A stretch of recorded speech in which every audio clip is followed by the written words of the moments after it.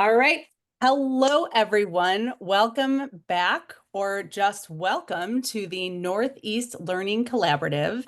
This is the session 3 out of 6. So I would love to know in the chat, first off, to say, hey, let me know where you're zooming in from and if this is your first session or have you attended the other ones? The first we did on mastery learning, second was in February around writing, and today is all about math.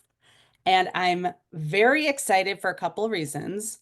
Number one, I have a special guest with me today. And number two, we changed the format so we actually can see each other's faces if you want to share your camera. I feel like I wanted a little bit more engagement and interactivity. So if you want to turn your camera on, great, no pressure. But we are going to go ahead and get started with the most important question today.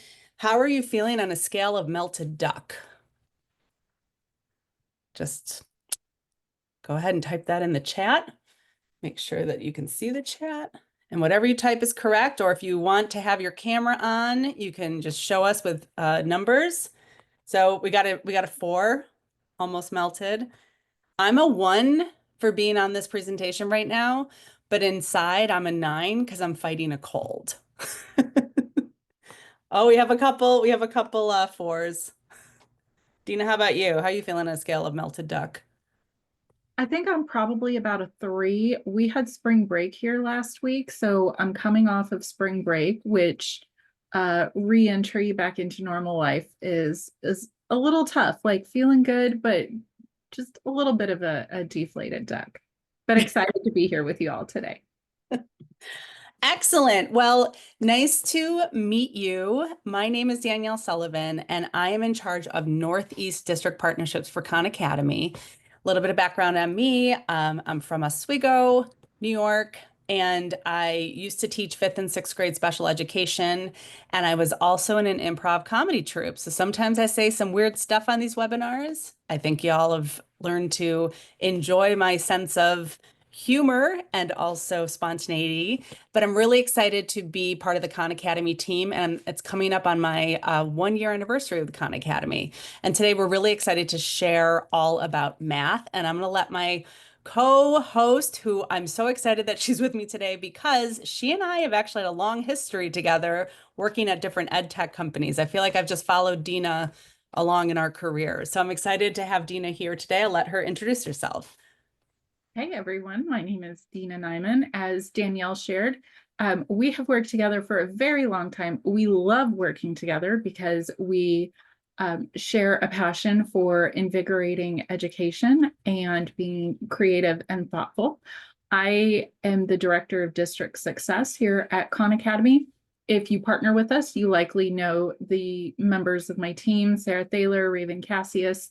I'm usually behind the scenes helping out, but very excited to get to come and hang out with you. A couple of notes about my pictures here. I have been a math teacher forever. I like to say I'm an old math teacher. I started back in the olden days of overhead projectors, and have taught for a very long time and have had the privilege of teaching the students like the one in the top left corner, Tommy, who made it easy to be a math teacher. The student in the bottom right corner, Ralph, who was forever a challenge, but I'm still in touch with him because he's a great kid, but kept me on my toes. And then the one in the middle has made me the best version of my teaching self, and that is my child who thinks differently than I do and pushes my skills in explaining math, talking about math, and making sure that anytime we talk about it, that it's relevant. So that's a little bit about me. You'll hear a little bit more about me later on, but I'm very excited to be here with you all today. Great. Thank you, Dina.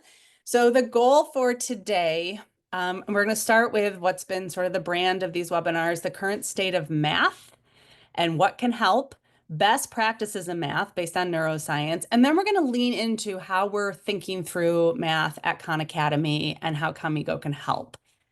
So it wouldn't be a math webinar without asking you to do a little bit of math. So I'm going to give you a minute or two to solve this equation and go ahead and put the answer in the chat.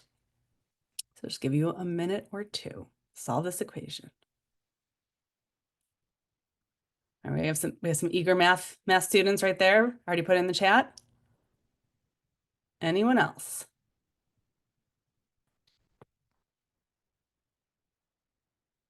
Great, we have some discourse happening. So, how many of you, when I just put that on the screen, felt like this? When you solve a maths problem 3 times and get a different answer each time? Or maybe you felt like this. Or maybe you were like, I love math. Thank you. I love starting with math. What if I showed it to you this way? Would that change anything?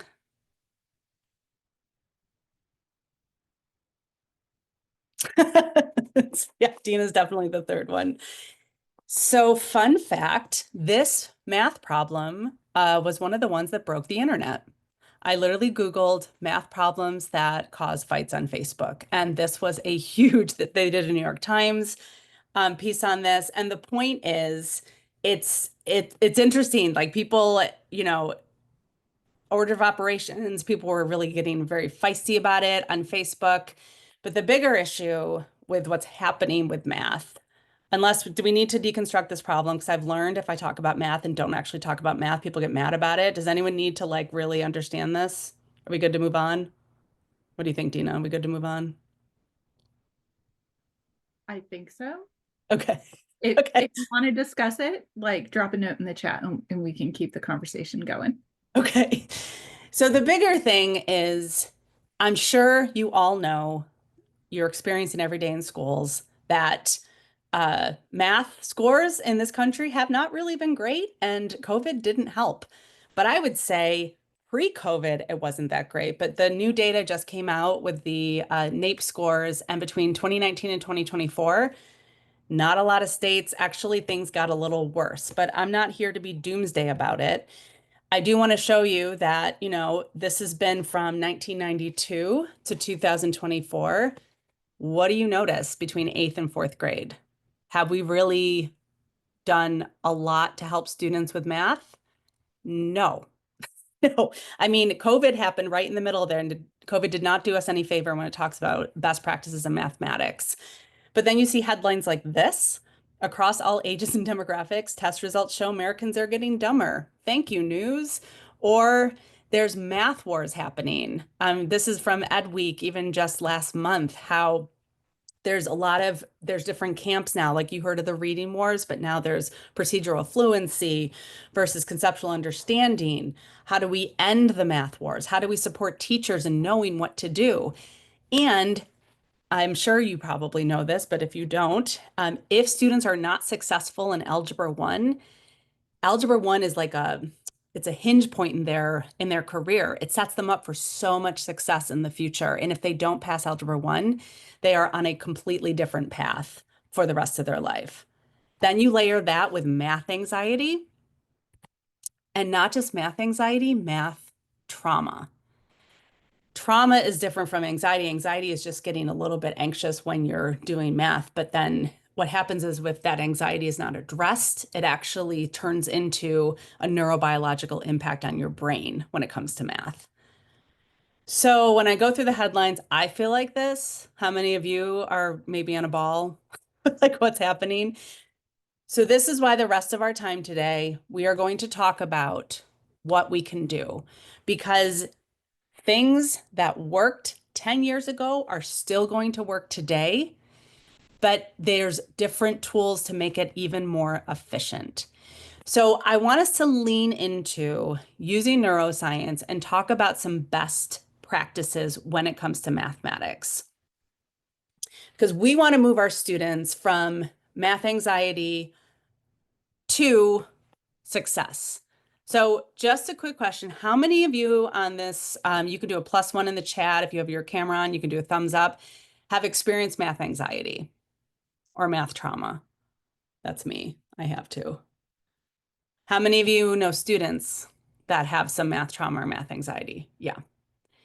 It's becoming, there's another article that I read, 1 in 5 adults hates math. Not just doesn't like math, like I'm talking hates it. So our goal today is to share with you some best practices and things we can do to win back um, the joy in mathematics. So, the first thing is I'm sure you know, but if you don't, this is all based on research and neuroscience. Rewriting brains with growth mindset language will help students learn more math. What do I mean by this? Our brains physically grow when we learn. They're not like growing out of our skull. They form new neural pathways when we learn. However, the way we learn, right? We want to make sure that we're doing the right neural pathways.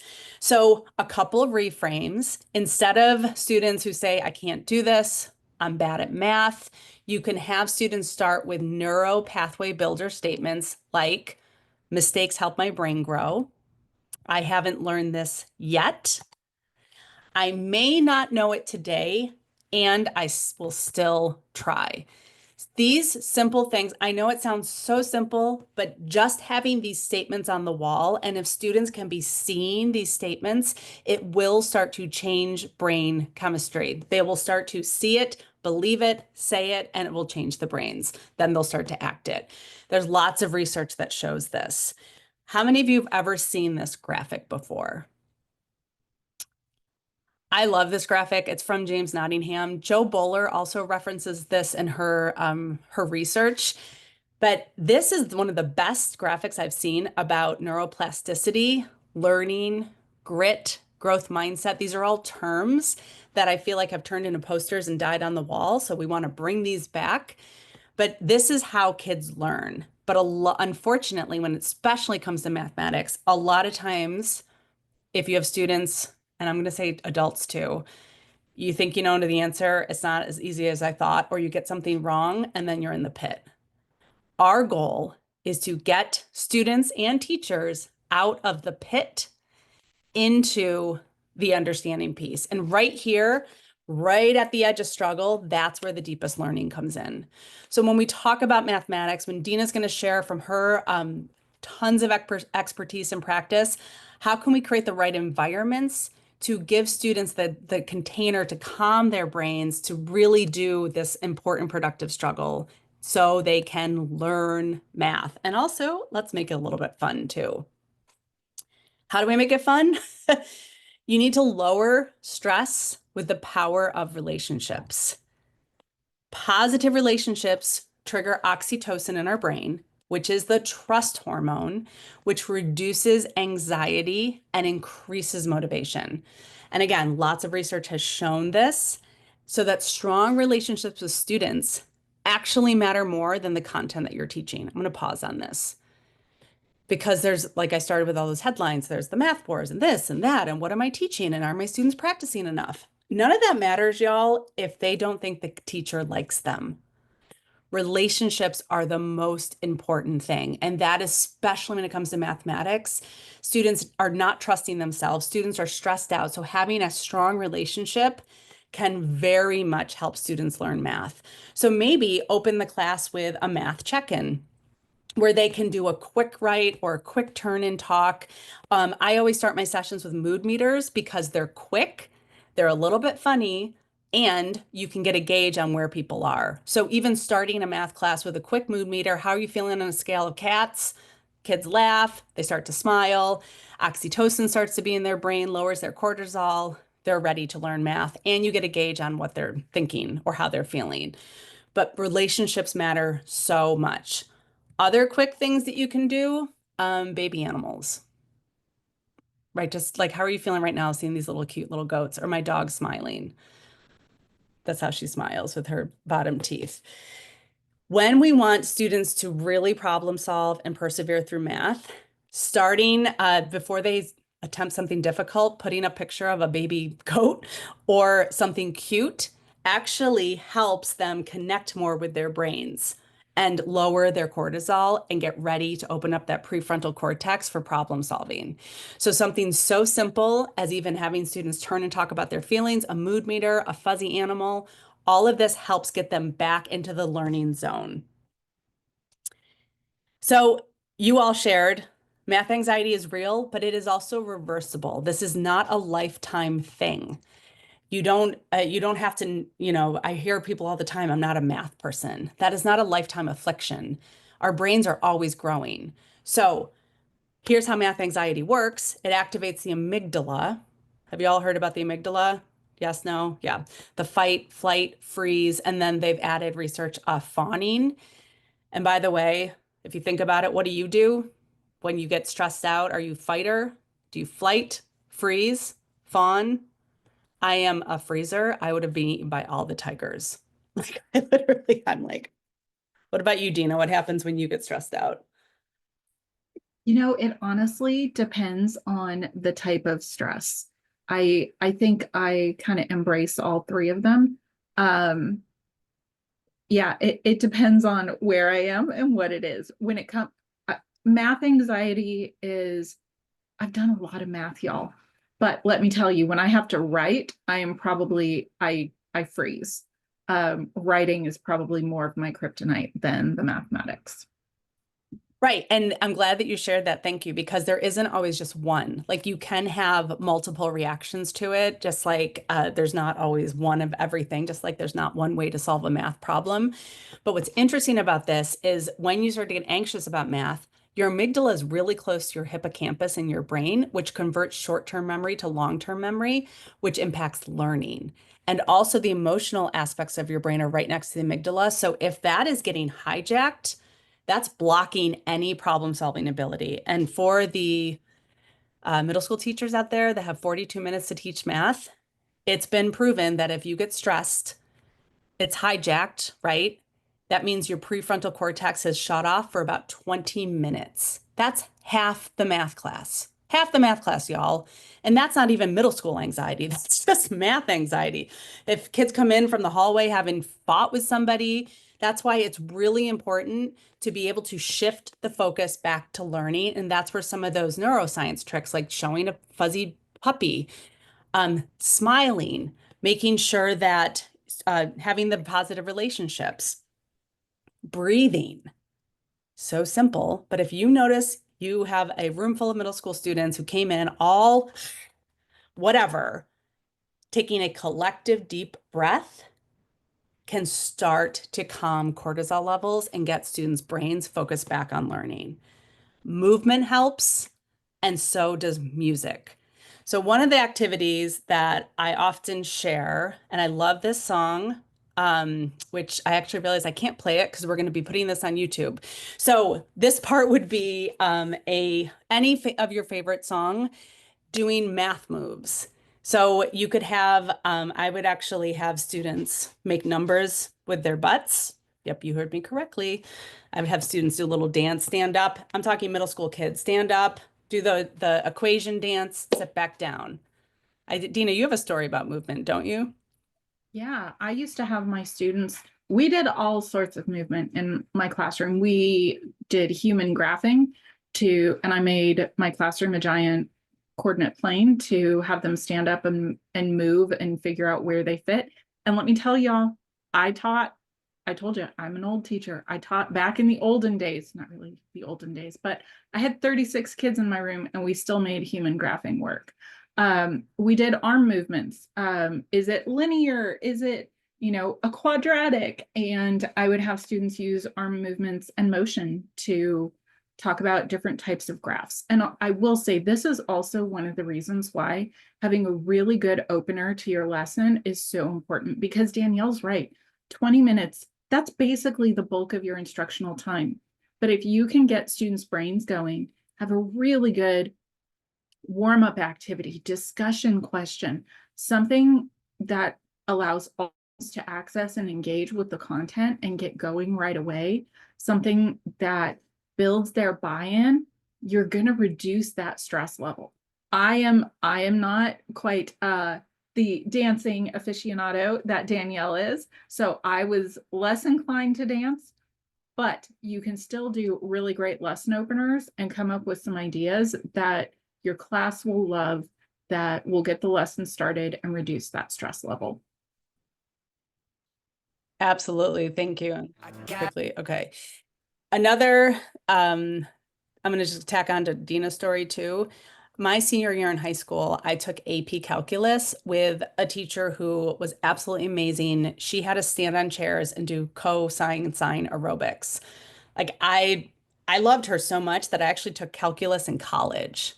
I did not do well, nor did I like it nearly as much. But the fact that this teacher made me want to take calculus in college, whew, one positive connection with an adult can make the world of difference for students. So if you can be that person as a math educator, that can even make a more profound impact on students.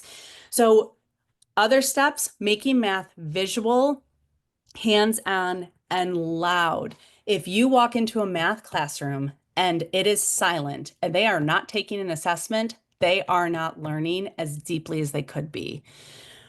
Brains also process images 60,000 times faster than text. So the fact that I'm showing you a bunch of text, that's why I'm mixing in the images a little bit more. Kinesthetic learning strategies help strengthen memory. That's why we're talking about the math aerobics movement. Even having students draw pictures in math using math doodles, showing the equations, then showing pictorial representations, letting students sketch their thinking before problem solving, and having students talk to each other. We cannot stress this enough. A loud classroom is a productive classroom, especially when it comes to mathematics. Students, I know after COVID, rows seem to be the classroom management strategy preferred, but that is not effective for learning. Do you want to say anything about that, Dina? I feel like I have a I have a soapbox. lot to say about I that, don't but have a lot to say. I'll do that when you pass it over and I get to share my set of slides. Okay, great. So just examples of this, if you have students be able to share their thinking in doodles, like for me, I was both an auditory and a visual learner, but having students sketch things out when you ask them to solve a problem, solve it both in an equation way, but also in a pictorial way, that will help and praise the learning, and then having them turning and talking. The final thing I want to share, offering about the neuroscience piece, is we really need to find ways to normalize mistakes. And I know I've worked with so many educators across the country, actually so many educators globally. Educators are so hard on themselves. We still have a perfectionist plague, and educators don't want to make mistakes. But I'm telling you, learning, learning requires mistakes.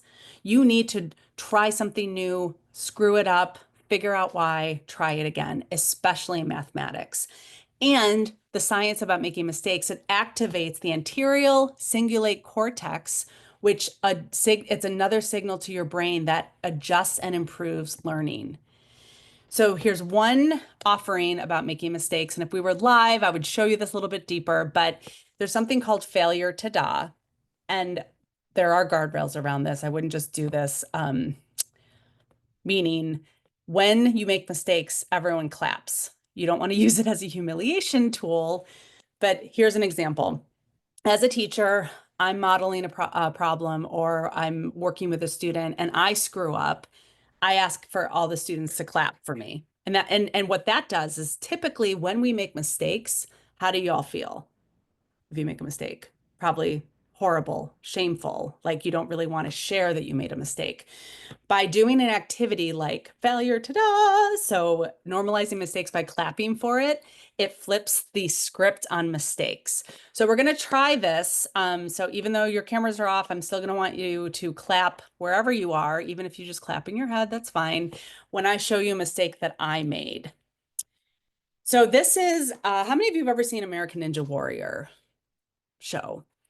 American Ninja Warrior is probably one of the best shows out there about grit and perseverance. People are defying gravity, doing these crazy obstacles, and then when they fall, they're out for the entire season. And they're like, "Oh, we'll just keep coming back and just keep trying it again." Well, I don't know why I thought it was a great idea to go to the American Ninja Warrior gym after I hadn't worked out. Let's see what happens. This is the bar I'm trying to get. You ready? That's me. Okay, one more time, and then I want everyone to clap. Let's just try this one more time. So this is me.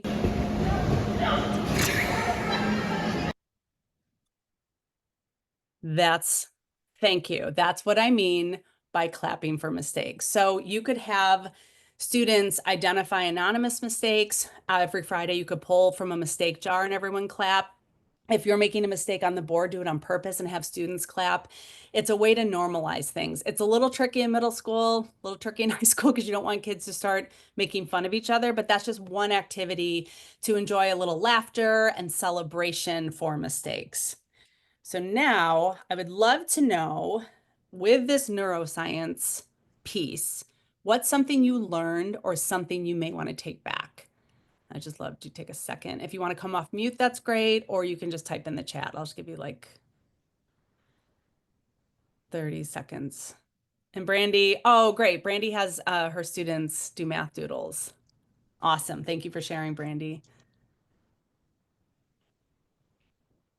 Danielle, while folks are thinking, I'll just share too. I worked with a math teacher who she taught 8th grade pre-algebra, which, kids in that class were very sensitive about mistakes, and she didn't want to do anything super public because she knew that students would get very anxious and upset about it. So what she would do is when they made mistakes, she would write them on index cards, on larger index cards, and she would post them on the wall. And at the end of the week, they took a quiz every Friday. You could solve the mistakes on the wall on your quiz for extra credit points. And if it was your mistake that you solved and you solved it correctly and made a note about it, you would get like 2 points instead of 1 point.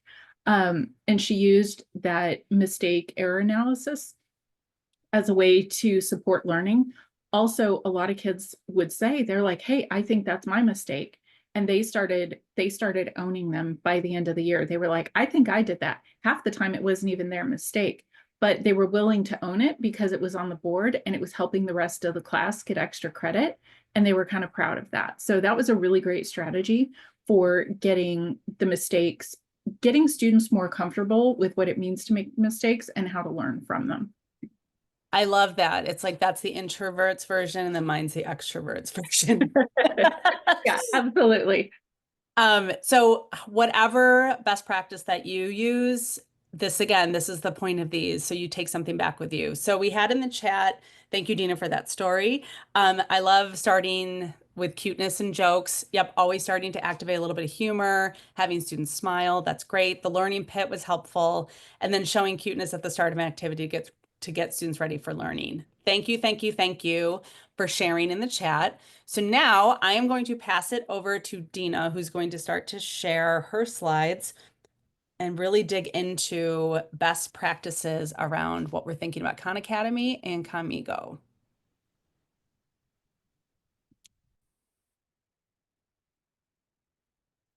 All right. Am I good on my screen sharing? All right. So I want to actually pick up a little bit. We're going to talk about using AI and specifically using Khanmigo with some of these mindset tasks, but I want to start with some of the things that you all just shared. Images of cute pets, classroom jokes. Those are all super fun things to start a class with, things that are fun to put on the board, but getting started can be a little bit challenging. Using AI to help with that, asking Khanmigo or asking an AI tool, can you give me 5 jokes for this week, one for each day to get started? Once you start, kids are going to get pretty excited and they're going to want to contribute and they're going to bring you things. They're going to bring you pictures of their pets. They're going to bring you a dad joke that somebody said. But when you're first trying to build that culture, sometimes it takes a little bit to get students invested. So just building from where we were, leveraging AI to help you with some of those culture components, it's pretty great at doing that as well as the math content. All right. So I want to talk a little bit about math instruction, specifically how we build our lessons, how we scaffold what happens in the classroom. This is more like what my classroom used to look like. Students kind of everywhere. It was never quiet. It was always loud. We were always problem solving. We were always working on applications. I taught Algebra 1. I love teaching Algebra 1. It is my favorite. I've taught just about everything, but Algebra 1 still has a dear place in my heart because I think it's so critical for students to know and understand Algebra 1 and to give them a really great experience to do problem-based learning, project-based learning, and understand the why behind what they're doing. Giving them that opportunity sets them up and sets their career for a lifetime of success, I hope, in mathematics. But I was a middle school math specialist in 2020, and coming back from the pandemic was incredibly challenging. Classrooms that looked like this, that had students in groups, that had students everywhere, became this. It became students sitting at a computer, sitting in isolation, just focused on their one little task. We were all so worried about what did they miss that fourth quarter, right? Because the world essentially closed after the third quarter of the 1920 school year. All the kids were sent home during the fourth quarter. Some kids had things to do. They had teachers that gave lessons. Other kids, not so much. And then in 2020, we were trying to figure out what to do. Some children were learning from home. Some were coming back to classrooms, but they were masked up. They were behind plastic barriers. There was no room for conversation because even if you did talk, you couldn't hear through the plastic and through the mask and everything else. And it was a trying time. Teachers were doing their best to figure it out. And, absolutely no disrespect to teachers that gave students digital assignments. We were all doing the very best that we could and trying to find our path forward. But what we saw and what ended up happening is that students were working in isolation. We used digital products to tell us what gaps students had because we were so terrified of those gaps from the fourth quarter. And what we ended up doing is students ended up spending all this time filling gaps and working off of grade level. And then they kept working off of grade level.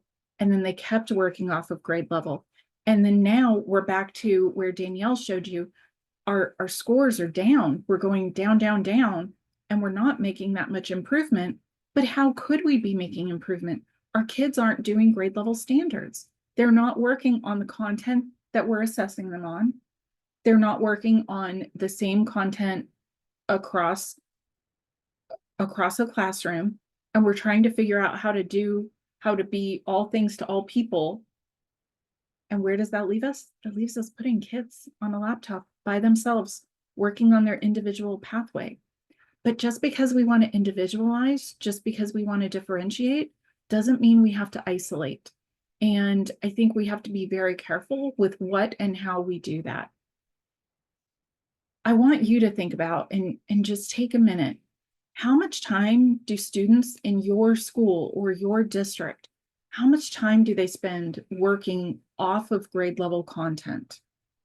And then on the opposite side of that, how much time do they spend working and how much opportunity do they have to work on grade level, on those grade level standards at the rigor and the level that we want them to be working? And then how often do we adapt? What do you think? I'd love to have you drop it in the chat. What do you think is the distribution in your school, classroom, building? What do you think? Is it 25-75, 50-50? Where do you feel like you are? Or you can guess, where do you think education is in general if you don't want to be specific to your building? I think 70-30. 70 being off or on grade level? Okay, 60-40. 60 on, 40 off. Okay. 45% on. Thanks, Michelle.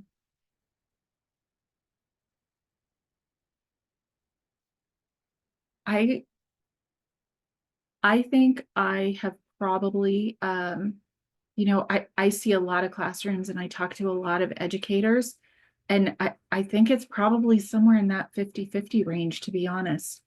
And that is a lot of time, right?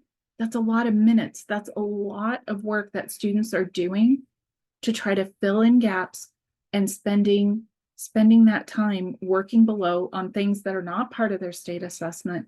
on things that we think that they should have learned, that we've passed them by, and the clock keeps ticking, right?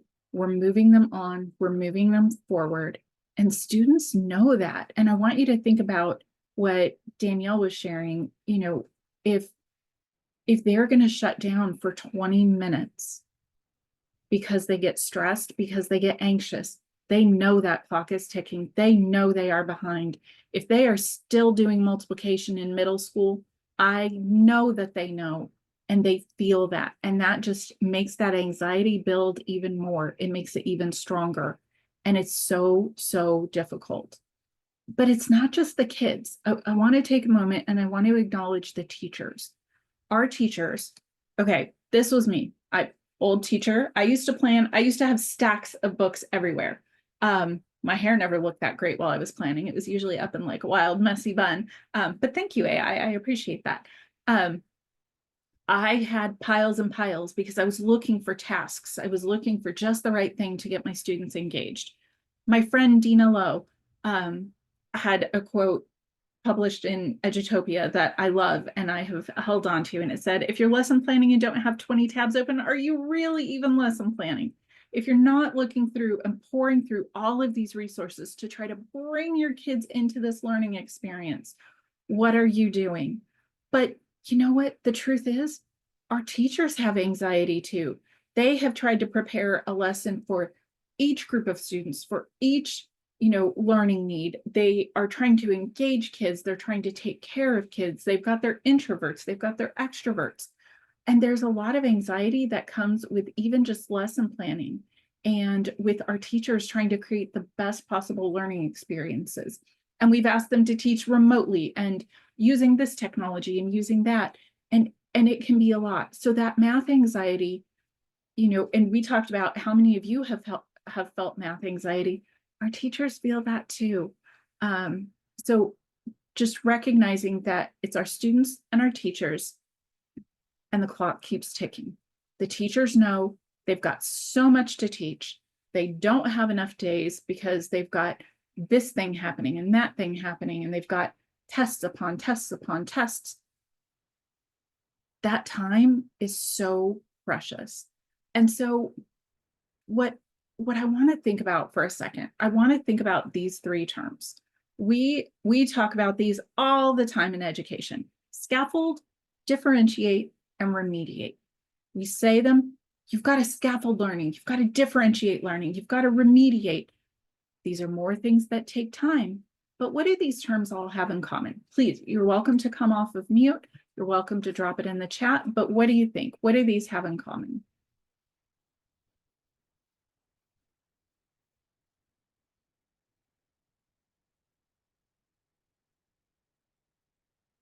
Supporting students where they are. What else?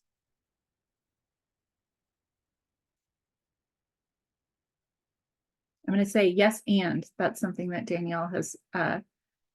You're also really good at independent think time and wait time. You can tell I am wait time. You can tell you're a math educator. I'm like, what else? What else, everybody? I taught middle school. I will wait forever. They require teacher action. The other thing, nobody's got time for them, and we can't always agree how do we do this? We know that we need to support students where they are. We know that they require action, but what exactly does that look like? How exactly do we scaffold, do we differentiate, and do we remediate? They're critical components of instruction that we have always struggled to find time for. And I think that these three are the top reasons why, if you're not currently using AI in math classrooms, you have to, because AI makes these possible like they've never been possible before. It makes differentiation possible. It makes scaffolding unbelievably realistic, and it helps students. It meets each child where they are, and it does so in a way that's respectful. It does so in a way that can keep them on grade level and still fill in gaps, which we've never been able to do before. Listen, for as much as I talk about being an old teacher, and I'm not gonna lie, I was a little bit skeptical at first with this AI business coming because I've been through many a fad. I've been through many things that have swept through math education. And I taught middle school, so I've got a little bit of that personality, like prove it to me before I actually use something. But the truth is, it works, and I've seen it work, and I've watched children engage. I've watched them come out of their shell. In particular, I heard a story just last week from a district partner about a group of children who have IEPs. They tend to not engage in classroom conversations very often because they're very anxious about it. And they were talking about how they're using AI to practice conversations and how it's bringing them out of their shell. And for the first time ever, she went into the class and it was noisy. She went into a math class that's always silent and quiet, and it was noisy for the first time she's ever seen. And I was like, yes, that's what this is about. That's what we are doing. So what I want to talk about for a couple minutes is, we have this opportunity right now, right here, right now, today, this afternoon, tomorrow, if you want. We can change the way that we're teaching math. We no longer have to have problems about Joseph's mom buying 60 watermelons and how we're going to divvy up watermelons. We can have real, actual mathematical tasks that are meaningful to kids, that are differentiated based on what they are interested in, based on what they want to know. And I'm going to say, if we use AI and say, please give me 10 problems to solve linear equations, that is a waste of AI. Do you need 10 problems? Yes, maybe. But it's yes and. Give me linear equations and Fortnite, Pokemon, Taylor Swift, sloths, cute puppies, dad jokes, whatever you want. Yes, and. We have the chance to put some flair into our learning. We can pair things like we never have before. My child is currently taking algebra and civics. So when we do problems, he loves his civics. He fights me on algebra because he's my child. And so we pair those civics and the algebra together. We have paired the Civil War naval waterways with combining like terms in 6th grade math because he loves social studies. So I anchor the math in the social studies.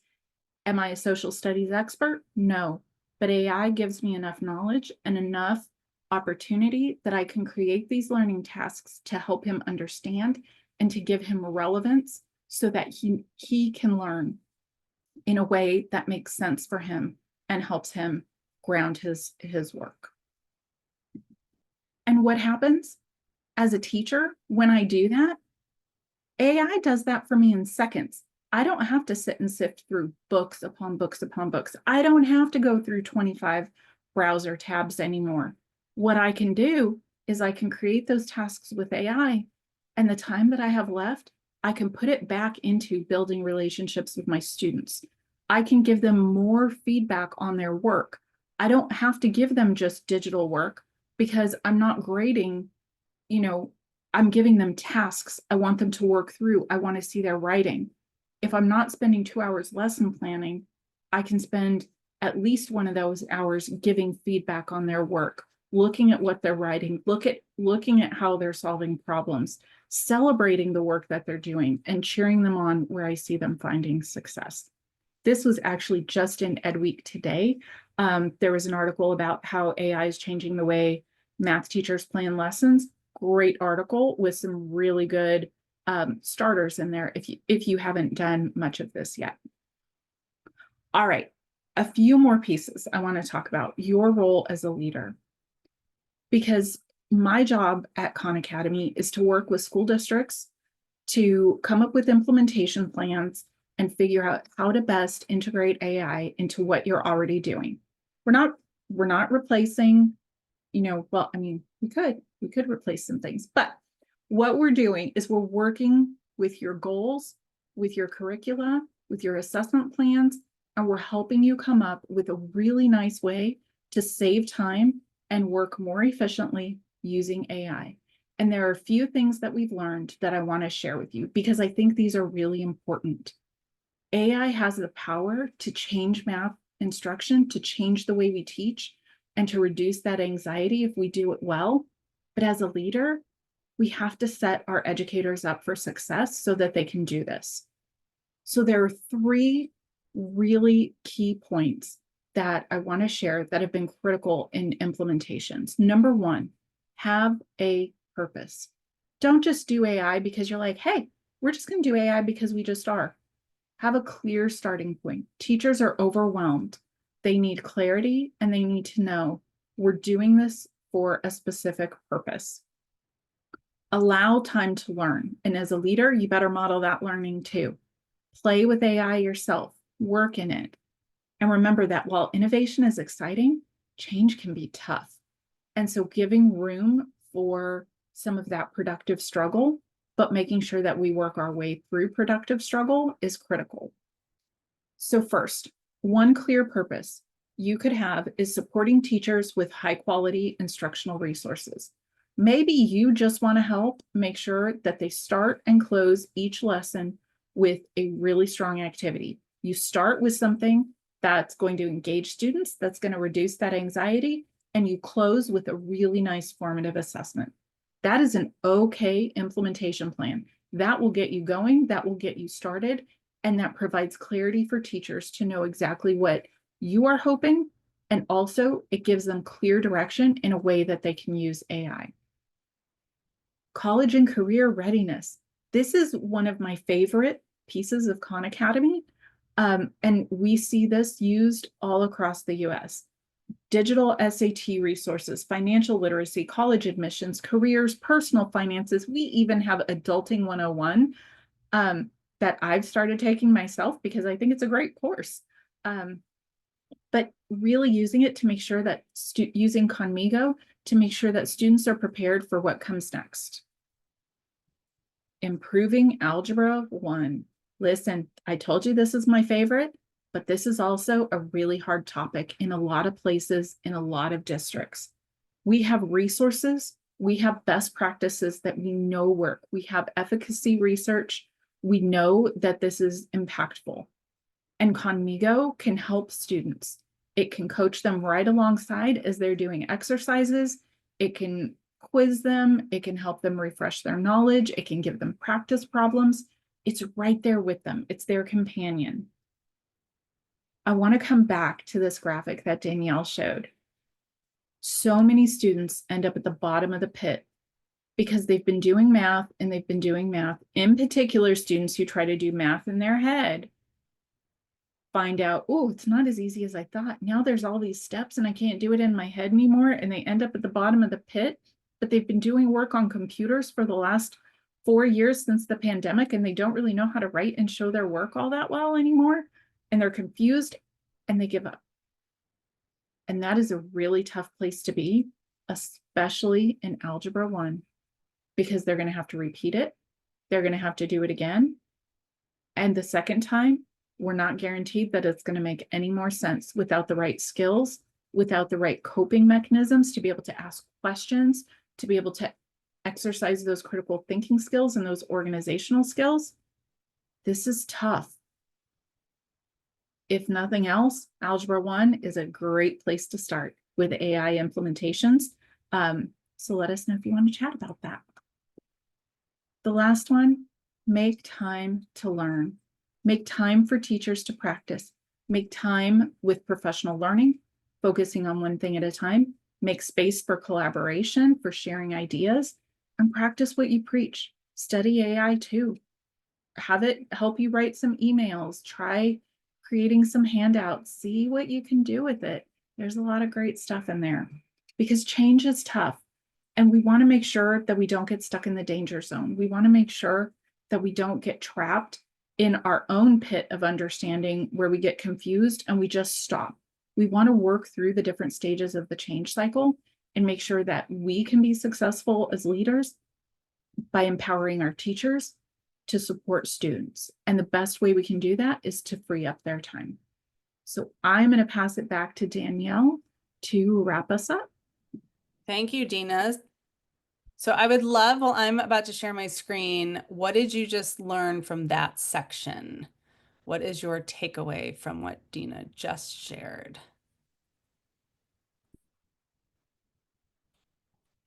You could go ahead in the chat. I lost my chat. There it is.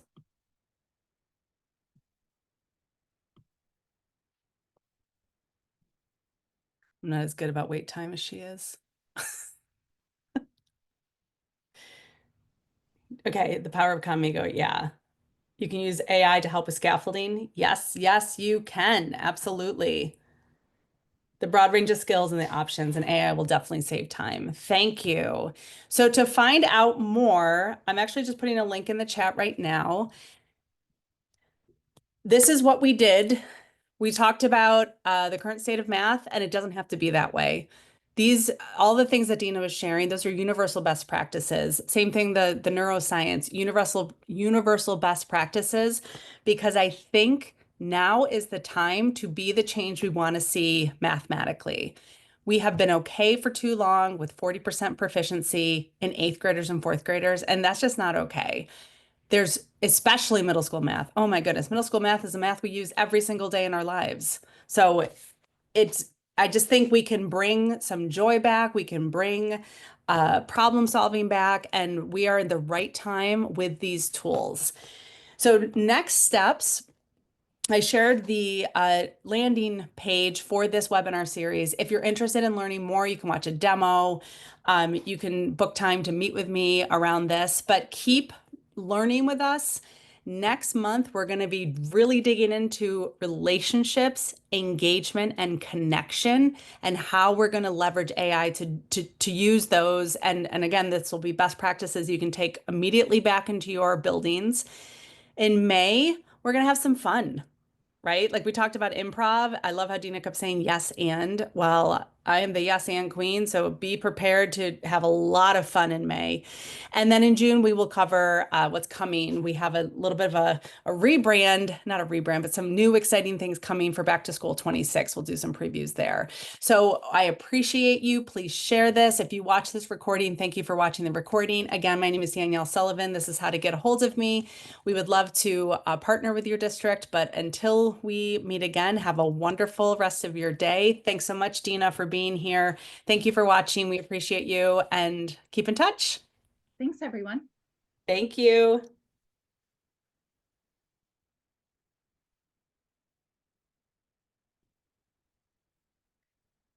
Stay on in case anyone else has questions.